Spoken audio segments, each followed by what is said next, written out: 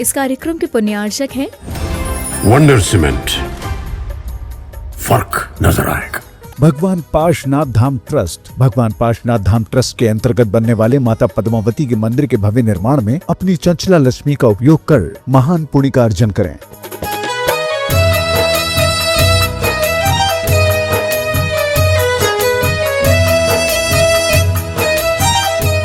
कुंदाद्यो जैन धर्मोस्तु मंगलम सर्वमंगल मांगल्यम सर्वकल्याणकारकम प्रधानम सर्वधर्माणां जैनम जयतु शासनम।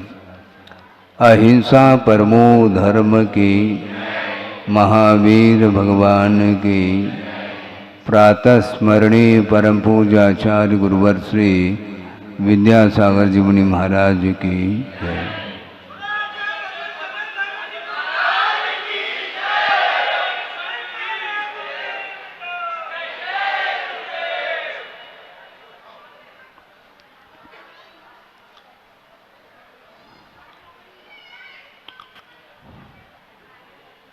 लगभग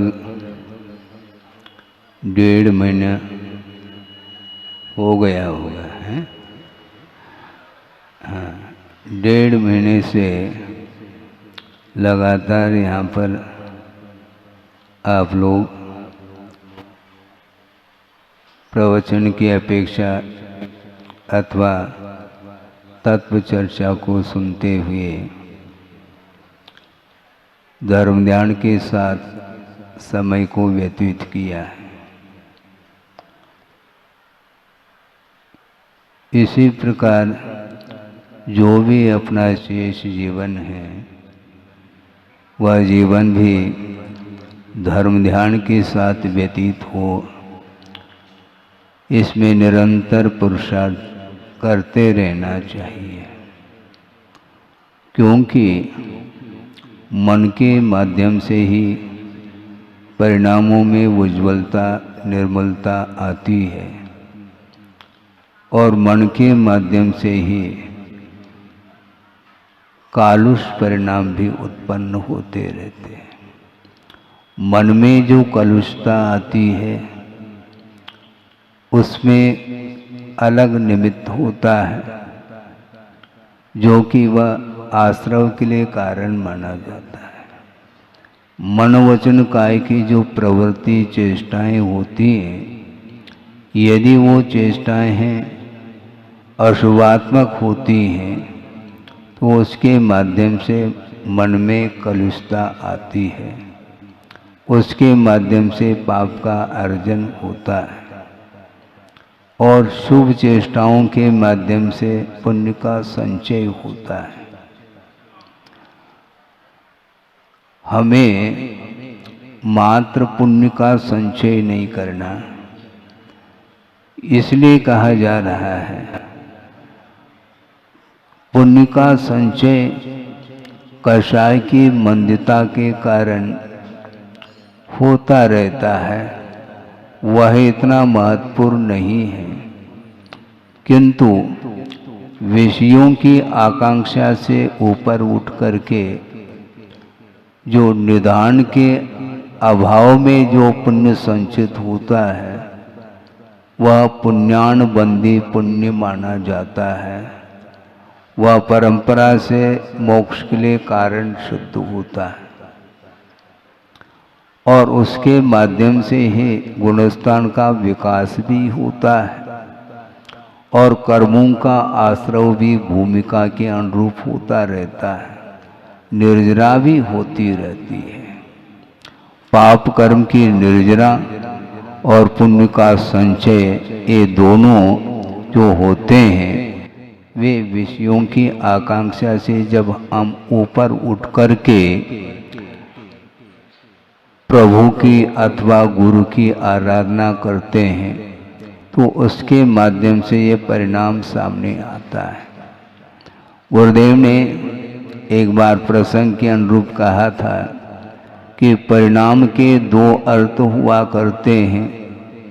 एक परिणाम का अर्थ भाव और एक परिणाम का अर्थ रिजल्ट। हाँ, मतलब अपने परिणाम ही परिणाम के लिए कारण है, अर्थात अपने परिणाम ही रिजल्ट के लिए कारण है। उन्होंने एक बात और कही थी, वो भी बहुत महत्वपूर्ण इसलिए है कि साधन महत्वपूर्ण है, किंतु साधन से भी और कोई महत्वपूर्ण वस्तु है क्या? देव शास्त्र गुरु का आलम्बन लेने से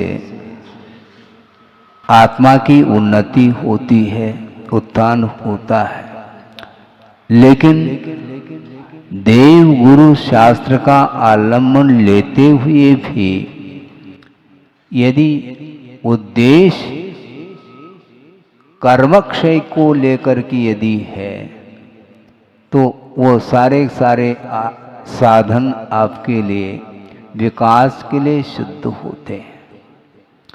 उन्होंने ये कहा था, यद्यपि कारण के अनुरूप ही कार्य होता है, ये बिल्कुल क्लियर है, किंतु ये जो साधना की जाती है उसके पीछे जो अभिप्राय है वह साधन से भी महत्वपूर्ण है, ऐसा उन्होंने कहा था।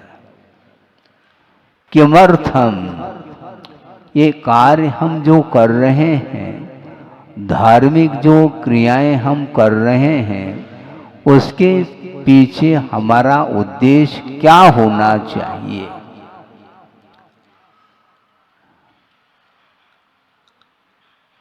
तत्वार्थ सूत्र का अध्ययन आप लोग करते होंगे।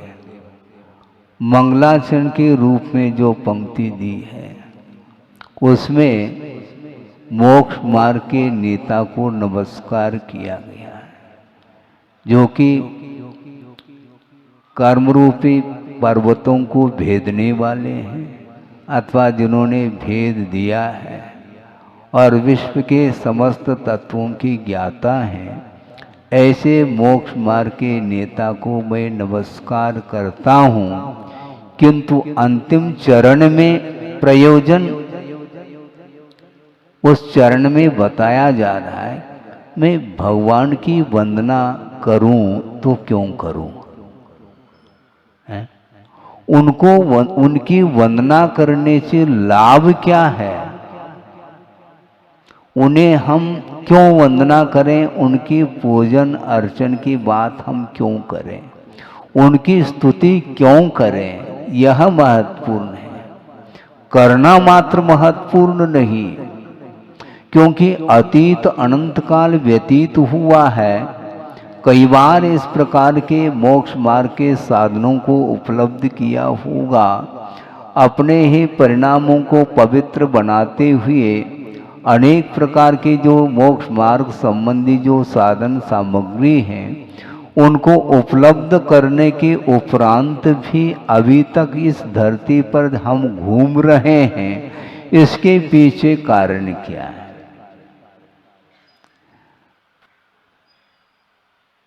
स्वर्गों में भी अकृत्रिम चैतालय होती है, वर्णन उसका भी आगम ग्रंथों में मिलता है। रत्नमयी प्रतिमाएं हैं वहां पर, वो तुंग जो जिनालय हैं वे भी कृत्रिम नहीं हैं। अकृत्रिम जिनालय में 500 धनुष की ऊंचाई जिसकी है, ऐसे रत्नमयी प्रतिमाओं का दर्शन भी संसारी प्राणी ने अतीत में न जाने कितने बार कर ली हो, उसके बाद भी परिणाम उसके पवित्र नहीं हो पा रहे हैं। यदि पवित्रतम परिणाम होते तो यहाँ पर संसार में पुनः परिभ्रमण उसका क्यों हो रहा है? ये महत्वपूर्ण है। किस उद्देश्य को लेकर के आराधना की है, इसको ध्यान में रखने की बात है। करना निषेध नहीं, देव गुरु शास्त्र की आराधना करने से कर्मों का संवर होता है, अर्थात आश्रव रुकता है। किंतु अभी तक रुका क्यों नहीं? बार बार गुणस्थान का विकास हो सकता है और पतन भी होता है। ये अप डाउन क्यों? परिणामों में निश्चित रूप से अंतर आता रहता है। उद्देश्य यदि हम कर्मक्षय के उद्देश्य को लेकर के यदि आराधना करते हैं तो निश्चित रूप से आत्मिक विकास होगा,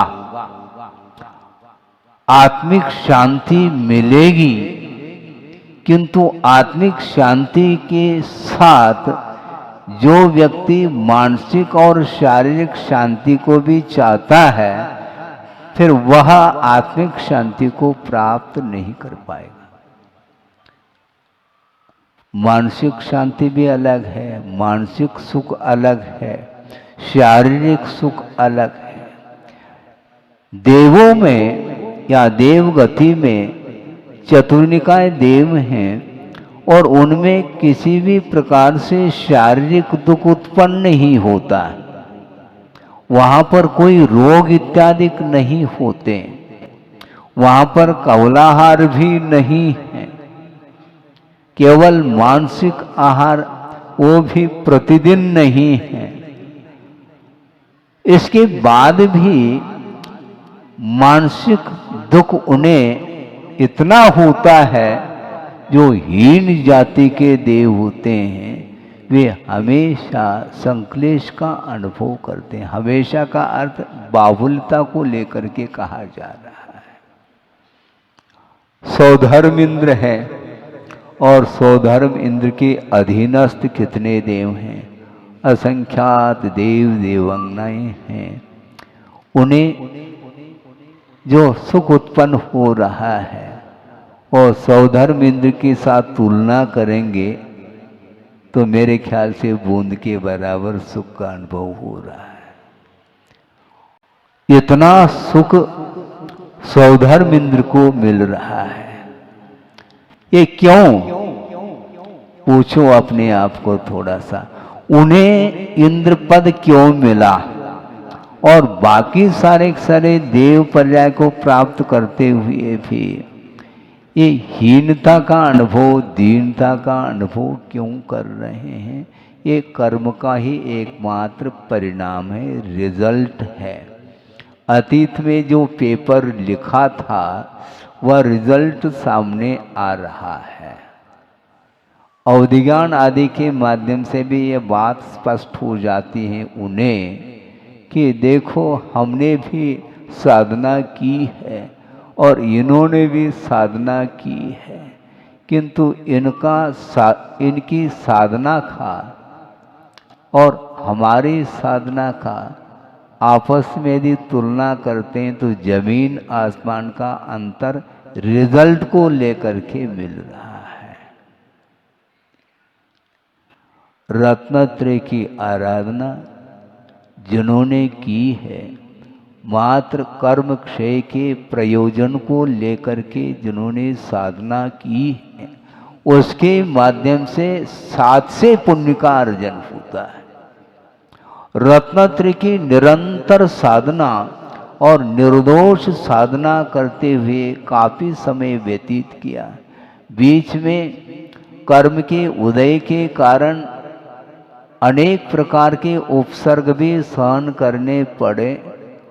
परिचय और उपसर्ग ये दोनों गुरुदेव का कहना था कि मोक्ष मार्ग जो रास्ता है वह कहाँ से निकलता है? वो परिचय और उपसर्ग के बीच में से ही वह मोक्ष मार्ग निकलता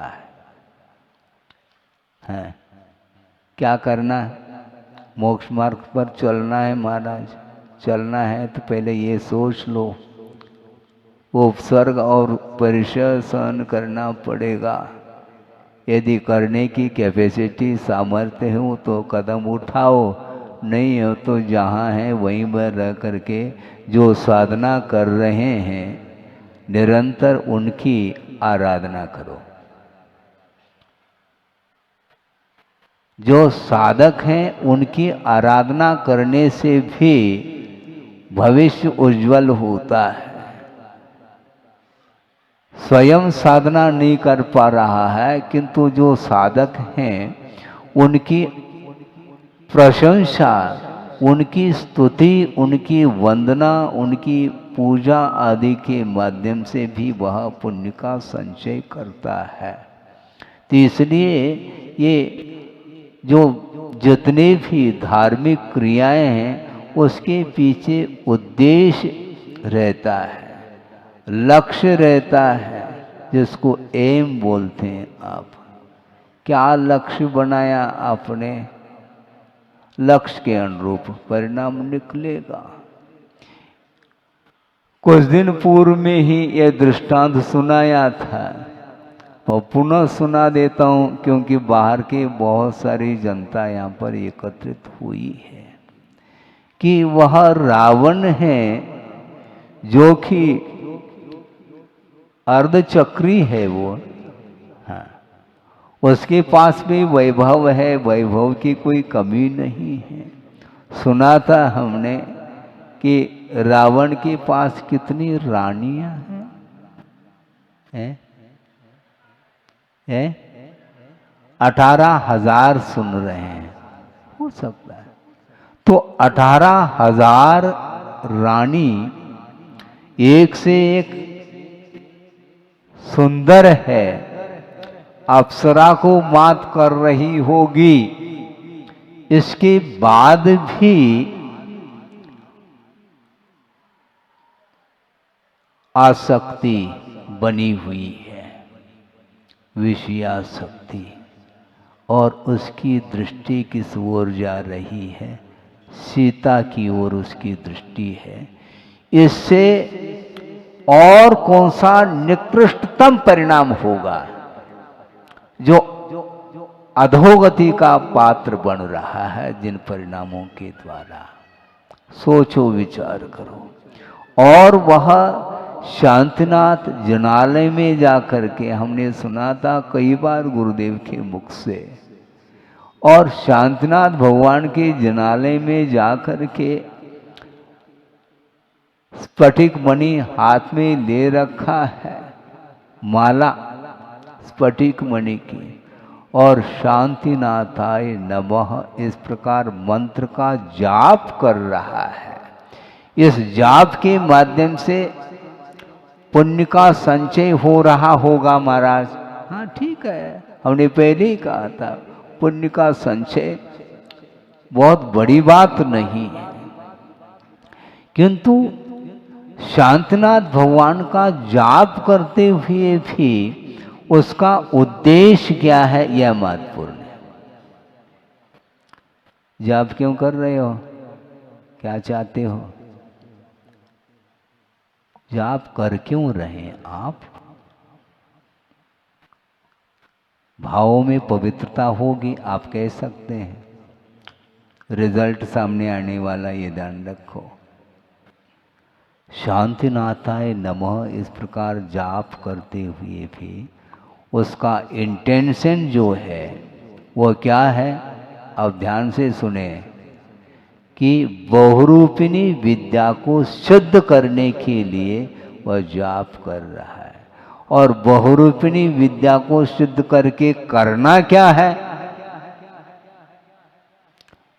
सीता का लाभ हो, और सीता का लाभ आसानी से संभव नहीं, और उसमें राम बीच में खड़ा है, और राम को परास्त करने के लिए, हालांकि परास्त नहीं होगा, लेकिन बुद्धि काम नहीं करती, इसी को बोलते हैं अज्ञात भाव है, इसी को अज्ञात बोलते हैं। मदात प्रमादात व अनवबोध्य प्रवृत्ति अज्ञातम, ऐसा कहा। विषय की ओर दृष्टि जब जाती है, जब संसार विषयों में डूबता है, उसे ये भान नहीं रहता कि मैं कार्य क्या करने जा रहा हूँ और इसका प्रतिफल क्या मिलने वाला है, यह भी उसकी बुद्धि में बात नहीं आ रही है। यही वहाँ पर घटना घट रही है। रामस्य मृत्युर्भवेत, राम की मृत्यु हो, राम को परास्त किए बिना मैं सीता का लाभ मुझे होने वाला नहीं है, इस उद्देश्य को लेकर के बहुरूपिणी विद्या सिद्ध कर रहा है। और विद्या का अर्थ क्या होता है? विद्या का अर्थ ज्ञान है, केवल ज्ञान भी है, लेकिन वो विद्या नहीं काम कर रही यहाँ पर। बहुरूपिणी विद्या, एक रूप नहीं अनेक रूप है उसमें। सोचो विचार करो, ये भीतर भाव चल रहा है, ये विचार उत्पन्न उसके अंदर हैं, और उस जाप को वो जो कर रहा है अनुष्ठान, जापानुष्ठान, उसको देख करके आपको विस्मय होगा, अरे कितनी एकाग्रता है इसकी, भगवान के समान बेटा है, ऐसा देखने में आता है। देखने में ऐसा ही आता है संसार का स्वरूप। मराठी में एक कहावत है, सुना आपने? महाराष्ट्र तो है नागपुर, दिसतय तसं नसतय म्हणून जग फसतय। हाँ, जो देखने में आता है वह वैसा रहता नहीं, इसलिए उस जाल में संसारी प्राणी आ जाता है। देखने में तो बहुत अच्छा लग रहा है, जाप का अनुष्ठान कर रहा है रावण, किंतु भीतर क्या परिणाम है, किस प्रकार के विचार उसके अंदर उत्पन्न हो रहे हैं, वो किसी की बुद्धि का विषय नहीं बन पा रहा है। इसको बोलते हैं कि विषयासक्ति की पराकाष्ठा जिसको बोलते हैं, और उस समय हिताहित का बोध नहीं हो पाता, इसको अज्ञात भाव बोलते हैं। मुझे पता नहीं, इसका नाम अज्ञात नहीं, पता सब है। हाँ, मंत्र का जाप करना कैसा पता है उसको? जिसको कुछ भी पता नहीं तो लापता हो जाएगा वो, ऐसा थोड़ी। बुद्धि उसकी काम कर रही है, किंतु विपरीत दिशा की ओर उसकी बुद्धि काम कर रही है। सन्मार्ग की ओर दृष्टि होती तो इस प्रकार वह अहितकारी कार्य नहीं कर सकता, किंतु विनाश काले विपरीत बुद्धि ऐसा बोलते हैं, उसका विनाश ही होना है। इतना वैभव मिलने के उपरांत भी अभी भी शांति नहीं। ये सब क्या है? विषयजन्य जो सुख है वह कभी भी शांति को उत्पन्न नहीं कर सकता, क्योंकि वह विषयजन्य जो सुख है वह पाप के लिए कारण माना है। पाप बीजे ऐसा कहा, यह पाप का बीज है।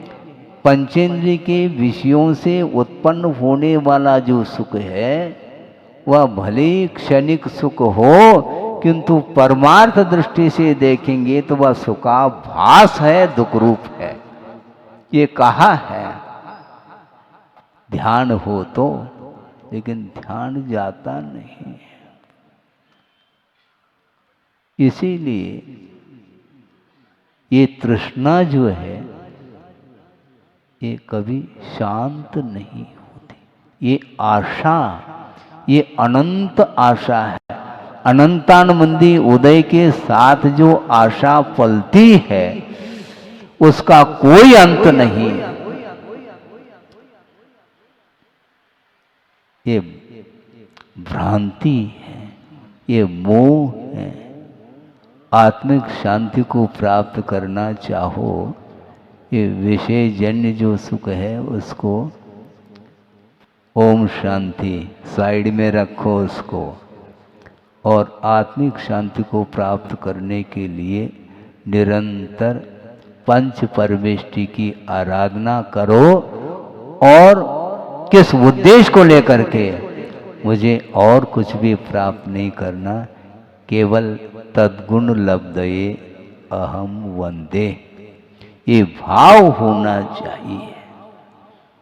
लेकिन ये भाव तो रहे और अधोगति का पात्र बन रहा है, इसलिए अपने परिणाम ही परिणाम के लिए कारण सिद्ध हो रहा है।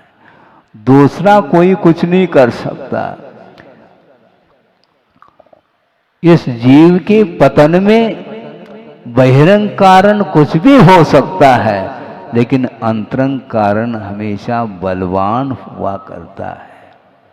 निमित्त बहुत सारे मिलते हैं, किंतु अंतरंग जो कर्म का उदय है वह महत्वपूर्ण है। कुछ दिन पहले भी कहा था कि जो नारकी है, नरक में पहुंचा है, वहाँ का वातावरण, वहाँ का क्षेत्र संबंधी जो दुख है वह नारकी को ही है। वहाँ पर असुर कुमार पहुंचा है, उसके लिए वहाँ क्षेत्रजन्य दुख उसे प्राप्त नहीं होगा।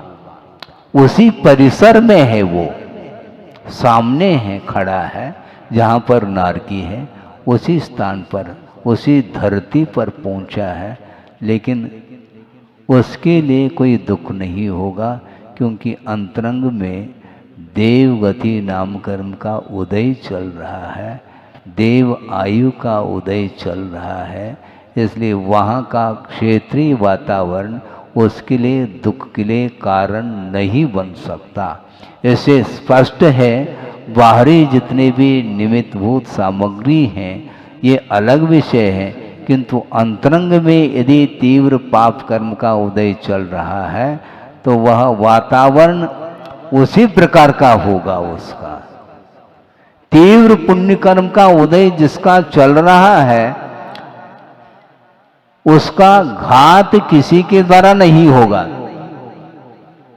है अकाल मरण किसका होता है? देवों का होता है? नहीं हो सकता। चरम शरीरी उत्तम जो बोलते हैं उनका भी नहीं होगा। भोग भूमि जो मनुष्य आदि है उनका भी अकाल मरण नहीं होगा, क्योंकि अकाल मरण के लिए सामग्री कहाँ पर उपलब्ध होगी? कर्म भूमि में। तो यहाँ पर आप बच नहीं पाओगे। सावधानी रखेंगे तो अकाल मरण से बचा जा सकता है, नहीं है तो वह अकाल मरण से मरण को प्राप्त होता है। अकाल में मौत किसके कारण? बहुत सारे निमित्त होते हैं, उन निमित्तों के माध्यम से अकाल मरण होता है। तो इसी प्रकार विषयासक्ति के कारण भी संसारी प्राणी का यह परिभ्रमण रुक नहीं रहा है, क्योंकि संयोग तो दुख मनेक भेदम ऐसा कहा है। आपका समय हो रहा है, जबकि प्रतिदिन 9:15 बजे प्रवचन समाप्त किया जाता था और आज 9:25 हो चुके हैं। इसलिए हम इतना ही समझाना चाहते हैं। समझाना क्या, आचार्य महाराज ने कहा था, कम समझाओ ज़्यादा समझो, ऐसा उन्होंने कहा। हमें खुद को समझना है। जो समझना चाहता है तो उसके लिए संकेत पर्याप्त है। आगम का कोई पार है ही नहीं। आगम में से कोई एकाध पंक्ति भी पढ़ लो जिसके माध्यम से आत्मा का बोध हो सकता है। आत्मा के बोध के लिए ही जिनवाणी का श्रवण भी किया जाता है। स्वाध्याय आदि हम लोग करते हैं, करते रहें, और उसके माध्यम से ही संसार का स्वरूप क्या और मोक्ष का क्या स्वरूप, पुण्य और पाप का क्या स्वरूप है, ये सारा परिज्ञान हमें आगम के माध्यम से मिलता है। और आगम का मान लो ज्ञान नहीं है, विशेष क्षोभम नहीं है, तो गुरुओं के माध्यम से जो संकेत मिले हैं उसको आत्मसात करते हुए यदि हम प्रभु की और गुरु की आराधना करते हैं तो निश्चित रूप से आत्मिक शांति प्राप्त हो सकती है। हो इस पवित्र भावना के साथ अहिंसा परमो धर्म की जय। और उस प्रसंग को लेकर के आपके सामने कुछ विचार रखा जा रहा है। 2 श्लोक दिए हैं जिनका परस्पर में संबंध है।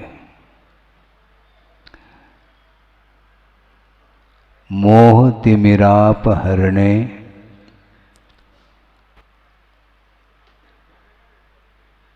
दर्शन लाभात अवाप्त संज्ञान रागद्वेष निवृत्त्यै चरणम प्रतिपद्यते साधु। साधु का अर्थ साधु नहीं लेना। साधु का अर्थ एक भव्य जीव के रूप में लिया है, जो कि राग द्वेष की निवृत्ति के निमित्त को लेकर के वह चारित्र को अंगीकार कर रहा है। और राग द्वेष की निवृत्ति होती कैसे है?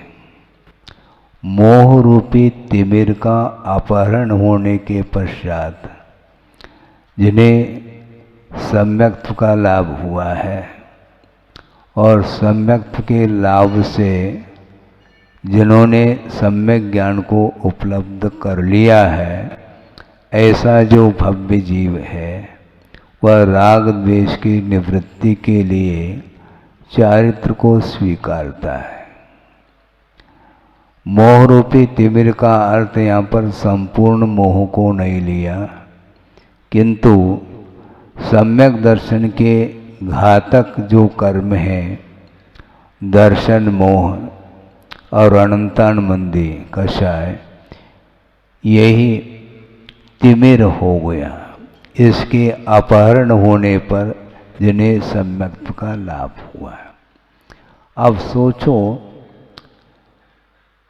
अनंतानुबंधी जन्य जो राग है वह तो निकल गया, इसके उपरांत भी अभी बहुत कुछ राग विद्यमान है जिसकी निवृत्ति के लिए चारित्र को अंगीकार किया जा रहा है। अनंत आशा समाप्त होने के उपरांत भी जो अवशिष्ट राग है वह भी आत्मा को बहुत परेशानी में डाल देता है। होता है ये। कल परसों भी हमने बात कही थी कि चक्रवर्ती सम्यक दृष्टि ही नहीं, क्षायिक सम्यक जिसके पास है, इसके उपरांत भी अनंत आशा उसकी समाप्त हुई है, बावजूद भी अभी भी वैभव उसको आकर्षित कर रहा है। और उसको समाप्त करने के लिए उसके प्रति जो लगाव है, आसक्ति है, राग है, उससे भी ऊपर उठना चाहते हो तो राग द्वेष की निवृत्ति के लिए चारित्र को स्वीकारा जाता है। और राग द्वेष की निवृत्ति होने के उपरांत होता क्या? राग द्वेष निवृत्तेर हिंसादि निवर्तना कृता भवति अनपेक्षितार्थ वृत्ति का पुरुष सेवते नृपतेन, ऐसा कहा है। सेवा की बात कर रहे थे महाराज, इसलिए हमने सोचा कि ऐसा कोई भी प्रसंग आगम से जोड़ना चाहिए। अनपेक्षित अर्थवृत्ति, ऐसा कौन सा राजा है, ऐसा कौन सा व्यक्ति है जो धन की अपेक्षा तो न रखे और राजा की सेवा करता चला जाए? संभव नहीं है। ऐसा कोई व्यक्ति है क्या? सेवा तो करे और सेवा के प्रतिफल के रूप में कुछ भी इच्छा न रखे, ऐसा होता नहीं।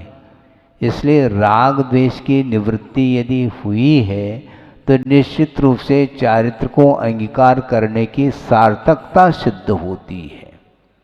हिंसादिक 5 पापों से दूर रहने की सार्थकता कब होती है?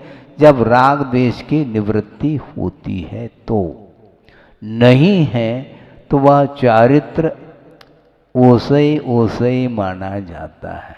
हाँ, 5 पापों से वह ऊपर तो उठा है, जो बहिरंग चारित्र है उसको अंगीकार किया है, 10 प्रकार के परिग्रहों का विमोचन तो किया है, इसके उपरांत भी पर पदार्थ के प्रति अभी भी यदि राग विद्यमान है तो वह चारित्र के कोटि में नहीं आता। इसलिए चारित्र को अंगीकार करने की सार्थकता कब सिद्ध होती है? जब राग द्वेषादिक भावों से ऊपर उठता है तो इसलिए राग द्वेष कम करने का पुरुषार्थ करिएगा। राजा की सेवा तो कर रहा है और वह वित्त की अपेक्षा नहीं रखता है, तो ऐसा है क्या कोई भी व्यक्ति? नहीं है। इसलिए बिना प्रयोजन के कोई भी कार्य होता नहीं, न होना चाहिए। इसलिए ये बहुत अच्छा विषय है कि आगम के माध्यम से बहुत स्पष्ट क्लियर हो जाता है कि अतीत में संसारी प्राणी ने अनंत बार मुनिव्रत को अंगीकार किया। चढ़ाला पढ़ते हैं, मुनिव्रत धार अनंत बार ग्रेवेक उपजायो, पै निज आत्म ज्ञान बिना सुख लेशन पायो, ऐसा कहा है। अनंत बार वह ग्रेवेक तक पहुंच गया है। ग्रेवेक 16 स्वर के उपरांत जो स्वर विमान हैं, जहाँ पर देव रहते हैं, तो वो 9 ग्रेवेक माना जाता है।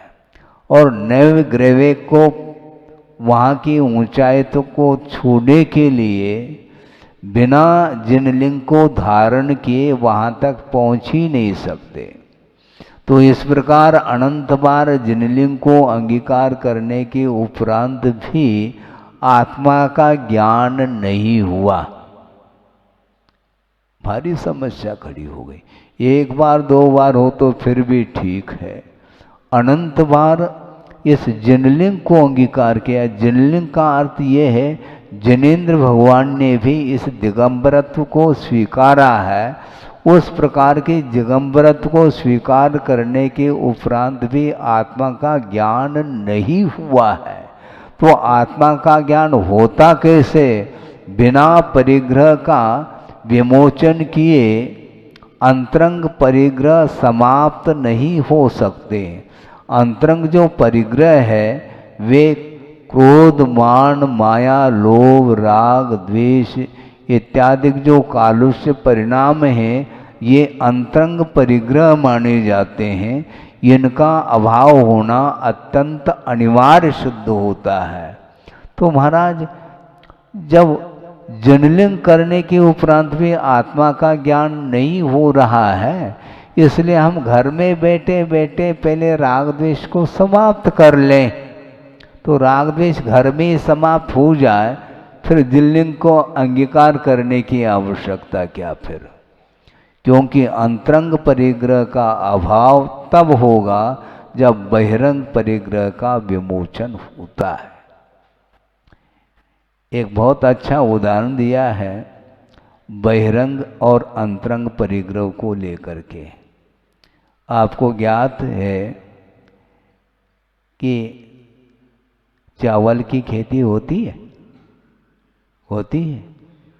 फिर हाँ, मैं इसलिए बीच बीच में पूछता रहता हूँ ताकि बहुत सडनली उत्तर देते हैं, उत्तर देने के पीछे सोचते नहीं। हाँ होती महाराज, ऐसे कई लोग बोल सकते हैं, लेकिन पूछ रहे हैं इससे स्पष्ट है इसमें कोई न कोई गहराई है। चावल की खेती नहीं होती, धान की खेती होती है। तो अब धान को आपने बो लिया, कालांतर में वह पौधा बन करके उसमें बाल आ गए। अब धान को ले आते हैं घर, उसके बाद भात बनाना है तो क्या प्रक्रिया है आपकी, बोलो। उस धान को कूटा जाता है, पीसा नहीं जाता है। उस धान को कूटते हैं, किसमें, ओखली में। अब तो मशीन आ गए, तो मशीन के माध्यम से भी वह प्रक्रिया चल रही है। हमें सोचना है बारीकी से कि भात बनाना है तो उस धान को कूटना अनिवार्य है, और धान को कूटने के उपरांत भी उस चावल के ऊपर जो ललाई है उसको भी दूर करना है। हम आपके सामने प्रश्न रखते हैं कि ऊपर का छिलका, उस छिलके को उतारे बिना भीतर की ललाई उतर सकती है क्या? ऐसी कोई मशीन हो लेटेस्ट, कोई एडवांस है जो बाहर का छिलका तो न उतरे और वह भीतर की ललाई उतर जाए? संभव है? नहीं। उसी प्रकार बहिरंग जो परिग्रह है उसको उतारे बिना, उसका विमोचन किए बिना उन पदार्थों के प्रति जो अटैचमेंट है, राग है, वह समाप्त नहीं हो सकता। एक सज्जन आए गुरुदेव के सामने, कहा कि महाराज ये लड़का है, हाँ, और इसको समझाओ महाराज। अच्छा, तुम्हारा लड़का और हम समझाएं? महाराज ये बहुत क्रोध करता है। अच्छा, क्रोध वहीं पर निकल जाए तो यहाँ पर लाने की क्या आवश्यकता है? क्रोधादि कषाय जो उत्पन्न होते हैं कदम कदम पर, वो सारे सारे घर में रहते हुए समाप्त हो जाए, फिर चरित्र को अंगीकार करने की आवश्यकता क्या है? महाराज अब बात समझ में आ रही है, अच्छी बात है। कुछ और समझना है क्या? कोई क्रोध करता है तो आपकी दृष्टि में वह कषाय समझ में आती है, किंतु क्रोध से भी भयानक है मान, ये ध्यान रखो। और मान से भी माया, और माया से भी लोभ खतरनाक सिद्ध होता है। कि आप दुकान चलाते हैं, दुकान चलाते समय कभी आपको क्रोध आया है? महाराज दुकान चलाते समय क्रोध आ जाए तो दुकान चलेगी नहीं, फिर दुकान रुक जाएगी। मतलब दुकान चलती, पहिए लगे हैं क्या उसमें? महाराज आप आश्रय पकड़ो, शब्द मत पकड़ो। तो दुकान चलाता है वह कभी क्रोध नहीं करता ग्राहकों के साथ। छोटा भी कोई आया है तो उसके साथ भी आप व्यवहार कैसे करते हैं? ऐसा लगता है कि क्रोध के ऊपर विजय प्राप्त कर ली हो आपने, है? उसके बिना महाराज संभव नहीं। माल कोई लेगा नहीं, ग्राहक लौट जाएगा। तो ग्राहक को लौटाना नहीं है, किंतु इसी दुकान में सारे सारे ग्राहक आ जाए, ऐसी कोई भी तरकीब हम अपनाते हैं तब कहीं जाकर के दुकान चलती है। तो क्रोध आप करते नहीं हैं, ठीक है, किंतु क्रोध क्यों नहीं कर रहे हैं? नुकसान हो जाएगा। बहुत अच्छा है, आप प्रॉफिट चाहते हैं, लॉस नहीं चाहते हैं। तो छोटा भी बालक आ जाए तो दद्दा बोल देते हैं उसको, ताकि वह खुश हो जाए और लेकर के चला जाए। यही नीति अपनाते हैं आप लोग। किंतु वस्तुतः क्रोध नहीं आ रहा है, किंतु लोभ बैठा हुआ है। और दूसरी बात यह है, जिसके अंदर बिल्कुल किंचित मात्र भी लोभ नहीं है तो वह क्रोध क्यों करेगा? क्रोध करता भी है कोई भी तो निश्चित रूप से किसी न किसी वस्तु के प्रति उसका लगाव है, उसके ऊपर कोई भी स्वामित्व को लेकर के आया है तो नहीं, तुम इसके स्वामी नहीं हो सकते, मैं इसका स्वामी हूं। ऑनर इसको बोलते हैं। हाँ, इसलिए क्रोध नहीं करते हैं, मान को भी भूल जाते हैं। यहाँ पर आने के उपरांत तो मान उठ करके खड़ा होता है, किंतु जहाँ पर लोभ सताता है तो वहाँ पर मान को भी, क्या मान से थोड़े कोई पेट भरना है, ना मान से पेट भरता है ना पेटी भरती है। इसलिए हमें मान से कोई सरोकार नहीं है, हमें जो हम चाहते हैं वह मिल जाए बस। ये इन प्रकार से वह वित्त का उपार्जन करना चाहता है तो ऐसी दशा में न वह क्रोध कर रहा है न मान कर रहा है, लेकिन ये ध्यान रखो माया उपस्थित है वहाँ पर। बिल्कुल सीधा सीधा व्यापार नहीं चल सकता है, उसमें वक्रता की बड़ी आवश्यकता है। और इसको वक्रता नहीं बोलता, ये चतुराई, हाँ इसी का नाम वक्रता है। चतुराई का अर्थ और कोई विशिष्ट ज्ञान नहीं है, वह सम्यक ज्ञान नहीं है, किंतु चतुराई के माध्यम से उस वित्त को वह अर्जन करना चाह रहा है। इनडायरेक्ट जिसको बोलते हैं, डायरेक्ट यदि कहेंगे तो मुश्किल है, फिर वह नीति को नहीं अपनाता, कूटनीति को अपना लेता है और उसके माध्यम से वह कार्य करता है। तो अर्थ ये है, बहिरंग परिग्रह के प्रति जिसका कोई भी लगाव नहीं है तो निश्चित रूप से उसके अंदर न क्रोध आएगा, न मान, न माया और न लोभ। तो इसलिए आचार्य कह रहे हैं, पांचों प्रकार के पापों का परित्याग करने के बाद भी यदि राग आदि भाव विद्यमान है तो वह परिग्रह का छोड़ना और नहीं छोड़ना बराबर सिद्ध होता है। तो क्रम क्या है महाराज? क्रम तो यही है, पहला बहिरंग परिग्रह का विमोचन करो, अर्थात पहले बाहर का जो छुलका है पहला उतारो, फिर बाद में भीतर की जो ललाई है उसको भी कूटा जाता है। चावल को भी कूटते हैं, लेकिन धान को जो कूटा जाता है उसको कूटने की पद्धति अलग है, और ललाई को उतारने के लिए हल्के हाथ से उस चावल को कूटा जाता है ताकि वो ललाई उतर जाए। ललाई उतर जाए तब वो भात बनाने योग्य वह चावल होता है, वह सुगंधित, उसमें से सुगंधी फूटती है।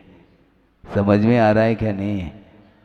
इसलिए आचार्य समंतभद्र स्वामी कहते हैं, राग द्वेष निवृत्ते है हिंसादि निवर्तना कृता होती। पांचों प्रकार के पापों की त्याग की सार्थकता, कृतार्थता सार्थकता सिद्ध हो जाती है, क्योंकि अनपेक्षितार्थ वृत्ति का पुरुष सेवते नृपतिन, ऐसा कहा। ऐसा कौन सा सेवक है जो राजा की सेवा तो करे और बदले में कुछ भी न चाहे? ऐसा संभव नहीं। उसी प्रकार पंच परमेष्टि की आराधना करने के पीछे भी लक्ष्य होना चाहिए। पंच परमेष्टि की सेवा अर्थात उनकी जो आराधना की जाती है उसके पीछे भी लक्ष्य में यही रहता है कि मुझे भी भगवान बनना है। कुछ लोग कहते हैं भक्त नहीं भगवान बनेंगे, हमने सुना था, आपने सुना है? हाँ, भक्त नहीं भगवान बनेंगे, बन गए भगवान। ऐसे थोड़ी भगवान बनते, पहले भक्ति करो, हैं? भक्ति पहले करो और भक्ति की ओर जो राग है उसको कम करो। कर्म के उदय में कुछ अंतर आता है। कषाय में अंतर मुहूर्त में कभी तीव्रता और कभी मंदता आती है। तो जिस समय कषाय में ऑटोमेटिक मंदता आती है तो उस निगोज से निकल करके वह मनुष्य भी बन जाता है। सोचो, ये विकास जो हुआ यह एक पर निमित्तक नहीं हुआ, अपने परिणाम के कारण ही ऑटोमेटिक विकास हुआ है। ये सब दुर्लभ है। निगोज से निकल करके अन्य पृथ्वी कायादिक में जन्म लेता है, यह भी दुर्लभ है। उसके बाद मान लो वह त्रिस पर्याय में आ जाता है तो त्रिस पर्याय को चिंतामणि की उपमा दी है चड़लाकार ने। पढ़ो थोड़ा सा है। ये त्रिस पर्याय जो है ये चिंतामणि है, क्योंकि स्थावर पर्याय से ऊपर उठना खेल नहीं है। और त्रिस पर्याय प्राप्त करने के उपरांत वह त्रिस से त्रिस, त्रिस से त्रिस, इस प्रकार निरंतर जो पर्याय को प्राप्त करता है तो उसके लिए कितना काल? 2000 सागर। कुछ अपवाद ज़्यादा भी हो सकता है। तो 2000 मान के चलो, 2000 सागर के पीरियड में यदि वह उस त्रिस पर्याय की सार्थकता सिद्ध करता है और मोक्ष को प्राप्त कर लेता है तो ठीक, नहीं है 2000 सागर के पश्चात नियम से उसको पुनः एक इंद्रिय पर्याय को प्राप्त करना पड़ता है। सोचो, विचार करो है। इसलिए इस त्रिस पर्याय को खोना नहीं है। राज दरबार लगा है, अकबर है और भी प्रजा बैठी है। और अकबर ने एक प्रसंग रखा, वह गणितीय विषय था कि 27 में से 17 गए, कितने रह गए? अब तो बोलना चाहिए महाराज, आप पूछ रहे हैं तो कुछ गहराई होगी, इसलिए तो मैं पूछ रहा हूं। 27 में से 17 माइनस कर लो, कितने रह गए? 10 रह गए। बैठ जाओ शांति से। सब लोगों ने यही कहा कि 27 में से 17 गए तो 10 रह गए, किंतु बीरबल अभी बैठा है, उसने 10 नहीं कहा। उसको पूछा गया, क्यों बीरबल तुम बताओ? राजन, 27 में से 17 गए तो 0। क्यों? सब दरबार हंसने लगे, क्योंकि 27 नक्षत्र में से 10 नक्षत्र जिसमें वर्षा होती है और अन्य 17 नक्षत्रों में वर्षा नहीं होती। तो जिन नक्षत्रों में बारिश होती है उसमें यदि आपने वपन नहीं किया तो 0 आ जाएगा। 17 गए मान लो, और 17 में यदि जिसमें जिन नक्षत्रों में वर्षा होती है वह निकल गए मान लो नक्षत्र, फिर साल भर के लिए प्रतीक्षा करते रहो। उसी प्रकार ये त्रिस्पर्याय मिली है 2000 सागर के भीतर। यदि आत्म पुरुषार्थ या मोक्ष पुरुषार्थ करके यदि निर्वाण का लाभ आपको होता है तो ठीक है, नहीं है तो पुनः एक इंद्रिय पर्याय को प्राप्त करना होता है। इसलिए राग द्वेष विषय कषायों से ऊपर उठने के लिए बहुत श्रम करने की आवश्यकता है। ये बहुत कठिन है ये है, क्योंकि लोभ को समाप्त करना अत्यंत कठिन होता है। लोभ समाप्त नहीं होता। और हाइकू दिया है गुरुदेव ने, आपके सामने प्रसंगवशात रख रहा हूं कि राग और द्वेष ये दो परिणाम होते हैं। इसमें राग ज्यादा खतरनाक है क्या द्वेष? हाँ, द्वेष से हाई को रख रहा हूं, द्वेष से राग विषैला होता, द्वेष से राग विषैला होता जैसे शूल से फूल। शूल अर्थात कांटा, कांटे से तो सब बचते हैं, कांटे के प्रति द्वेष है, सब लोग बचते हैं, किंतु कोई भी व्यक्ति फूल से नहीं बच पाता। इसी का नाम राग है, हैं? फूल से यदि मान लो आपका लगाव समाप्त हुआ तो गिर जाएंगे आप। इतना खतरनाक है राग। राग भवांतर तक चला जाता है। द्वेष भी जा सकता है, द्वेष भी जा सकता है, शत्रुता का वैर भाव जिसको बोलते हैं वह भवांतर तक जा सकता है, लेकिन राग कम नहीं है, द्वेष से भी भयानक राग है, ये ध्यान रखो। और उसमें भी विषयानुराग भयानक है, ऐसा कहा जा रहा है। धर्मानुराग नहीं। धर्मानुराग रखें, एक दूसरे के प्रति वात्सल्य भाव रखें, एक दूसरे के उपकार को लेकर के जीवन जिए, एक दूसरे के प्रति करुणा का भाव, अनुकंपा का भाव आदि रखना चाहिए। किंतु विषयानुराग यदि रखेंगे तो उससे बढ़कर के और कोई भयानक अग्नि नहीं है। यह राग आग दहे सदा, ताते समामृत से चिर भजे विषय कषाय, अब तो त्याग निजपद पेय। ऐसा यही कहा है, छड़ाला में यही कहा है। सोचो विचार करो, वो भयंकर रूप है राग, विषयानुराग। और समय मिल जाए तो इसको, इस विषय को आगे बढ़ाया जा सकता है। याद आ जाए तो हम बढ़ा देंगे, अथवा थोड़ा सा स्मृति आपको रह जाए तो इस प्रसंग को आगे बढ़ाया जा सकता है। तो मैं ये कह रहा था कि वस्तुतः सेवा, प्रभु की सेवा है अनपेक्षितार्थ वृत्ति, बिना किसी अपेक्षा के। यदि अपेक्षा रखना भी चाहो तो एकमात्र वीतराग भाव को प्राप्त करने के उद्देश्य को लेकर के ही प्रभु की आराधना करो और गुरु की भी आराधना करो, और कोई भी प्रयोजन नहीं होना चाहिए। संसारी प्राणी धार्मिक क्रियाओं को करता तो है, तो इसलिए लगा रहा हूं क्योंकि उसके पीछे फल की ओर दृष्टि उसकी बहुत जल्दी जाती है।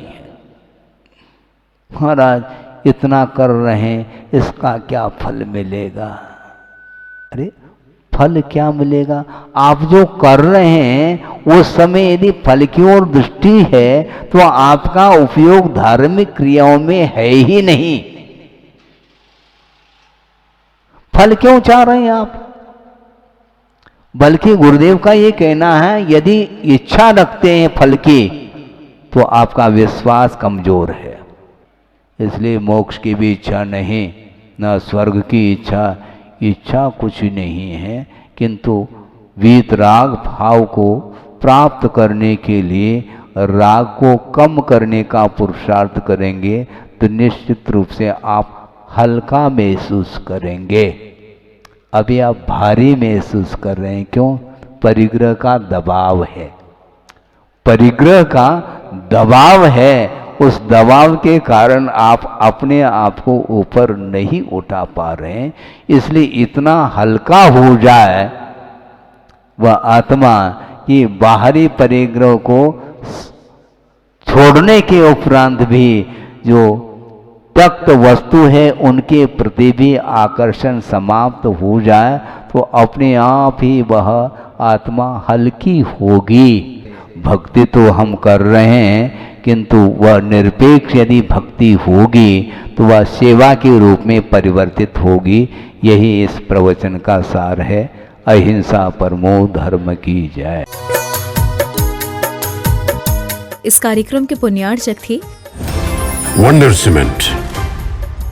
फर्क नजर आएगा। भगवान पाशनाथ धाम ट्रस्ट। भगवान पाशनाथ धाम ट्रस्ट के अंतर्गत बनने वाले माता पद्मावती के मंदिर के भव्य निर्माण में अपनी चंचला लक्ष्मी का उपयोग कर महान पुण्य का अर्जन करें।